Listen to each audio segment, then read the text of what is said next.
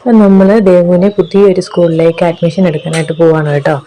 അപ്പം ഇവിടെ അഡ്മിഷൻ എടുക്കുന്നതിന് മുന്നേ അവൾക്കൊരു എൻട്രൻസ് ടെസ്റ്റ് ഉണ്ട്. ആ ടെസ്റ്റ് പാസ്സായാൽ മാത്രമേ നമുക്ക് ഇവിടെ അഡ്മിഷൻ കിട്ടത്തുള്ളൂ കേട്ടോ. അപ്പം ഞങ്ങൾ ആ ടെസ്റ്റ് എഴുതാനായിട്ട് പോവുകയാണേ. അപ്പം ഇതാണ് സ്കൂള്. ഇപ്പോൾ മുമ്പ് ദേവു പഠിച്ചുകൊണ്ടിരുന്ന സ്കൂളിൽ 7th സ്റ്റാൻഡേർഡ് വരെയുള്ളൂ കേട്ടോ. ഇനിയും ദേവു 6th പോകുന്നത്. പിന്നെ അവൾക്ക് പോക്കും വരവൊക്കെ ഇച്ചിരി ബുദ്ധിമുട്ടായതാണ് കൊണ്ടാണ് അവിടെ നിന്ന് മാറ്റി ഇങ്ങോട്ട് ചേർക്കുന്നത്. എന്ന് വെച്ചാൽ നമ്മൾക്ക് ഇച്ചിരി നടന്നു പോയിട്ട് വേണം വണ്ടി കയറാനായിട്ടൊക്കെ. മഴ സമയത്തൊക്കെ ഭയങ്കര ബുദ്ധിമുട്ടാണ്.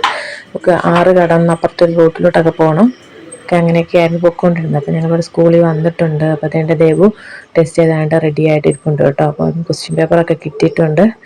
അപ്പം മിസ്സ് എനിക്കൊരു ഫോം വന്ന് ആ ഫോം ഫില്ല് ചെയ്യാൻ പറഞ്ഞിട്ടുണ്ട്. അപ്പം ആ ഫോം ഫില്ല് ചെയ്തിട്ട് ഞാനിങ്ങനെ ഇരിക്കുകയാണ്. ദേവു എന്താ എഴുതുന്നത്, എന്തായിരിക്കും ക്വസ്റ്റ്യൻസൊക്കെ എന്നൊക്കെ ഓർത്ത് ഞാനിങ്ങനെ ഇരിക്കുകയായിരുന്നു കേട്ടോ. അപ്പം ഇതാണ് സ്കൂളിൻ്റെ ഉൾഭാഗമൊക്കെ. നല്ല രസമാണ് കാണാനും. നല്ല സൗകര്യമുണ്ട്. എല്ലാത്തിനും നല്ല സൗകര്യമാണ്. അകത്ത് കയറി കഴിഞ്ഞ് കഴിഞ്ഞാൽ പിന്നെ വെയിലും മഴയും ഒന്നും കൊള്ളണ്ട. എല്ലാം കഴിഞ്ഞിട്ട് അവസാനം വൈകിട്ട് വെളിയിലോട്ട് ഇറങ്ങിയാൽ മതി. അപ്പോൾ എല്ലാം കൂടെ നല്ല സൗകര്യമുണ്ട്. സ്കൂൾ അവൾക്കും ഒത്തിരി ഇഷ്ടപ്പെട്ടു, എനിക്കും ഇഷ്ടപ്പെട്ടു. ഇനിയും എൻട്രൻസ് എഴുതി ഒന്ന് കിട്ടിയാൽ മാത്രം മതി.